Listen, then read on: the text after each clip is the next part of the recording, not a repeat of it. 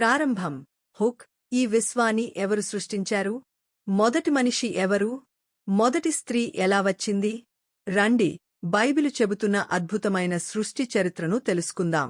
ఆదికాండము ప్రకారం దేవుడు 6 రోజులలో ఆకాశమును, భూమిని, వెలుగును, సముద్రమును, చెట్లను, జంతువులను సృష్టించాడు. 6వ రోజున దేవుడు భూమి, మట్టితో ఆదామును నిర్మించి తన జీవశ్వాసను ఓదగా అతడు జీవముగల మనిషిగా మారాడు.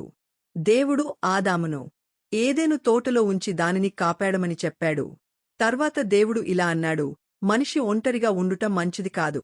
అందుకే ఆదాము నిద్రిస్తున్నప్పుడు అతని ప్రక్కటెముకలలో ఒకదానితో హవ్వను సృష్టించి ఆమెను ఆదామునకు సహాయకురాలిగా ఇచ్చాడు.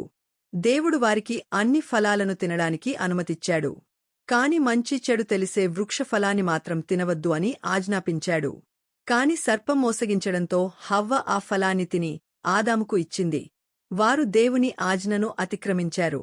దాని ఫలితంగా పాపం లోకంలోకి ప్రవేశించింది. అయినప్పటికీ దేవుడు మానవులను విడిచిపెట్టలేదు. ఒక రక్షకుని పంపుతానని వాగ్దానం చేశాడు. ఆ రక్షకుడే యేసుక్రీస్తు. దేవుడు మనలను ప్రేమతో సృష్టించాడు. ఆయన వాక్యానికి విధేయత చూపడం మన జీవితానికి ఆశీర్వాదాన్ని తెస్తుంది. బైబిల్ ఆధారం. ఆదికాండము 1-3 అధ్యాయాలు. ఒక మాట. ఇలాంటి మరిన్ని బైబిలు చరిత్ర వీడియోల కోసం మా ఛానల్ను ఫాలో అవ్వండి. దేవుడు మిమ్మల్ని ఆశీర్వదించుగాక. దేవుడు ఇచ్చిన ఏదెను తోటను చూసుకున్నారు. ఆదికాండము 2:15.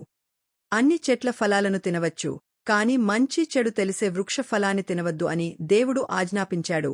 ఆదికాండము 2:16-17. సర్పం హవ్వను మోసగించింది. హవ్వ నిషేధించిన ఫలాన్ని తిని ఆదాముకు ఇచ్చింది. వారు దేవుని ఆజ్ఞను అతిక్రమించారు. దీనివల్ల పాపం లోకంలోకి ప్రవేశించింది. దేవుడు వారిని ఏదెను తోట నుండి బయటకు పంపించాడు, ఎందుకంటే వారు పాపం చేశారు. ఆదికాండము 3. ప్రధాన బోధ.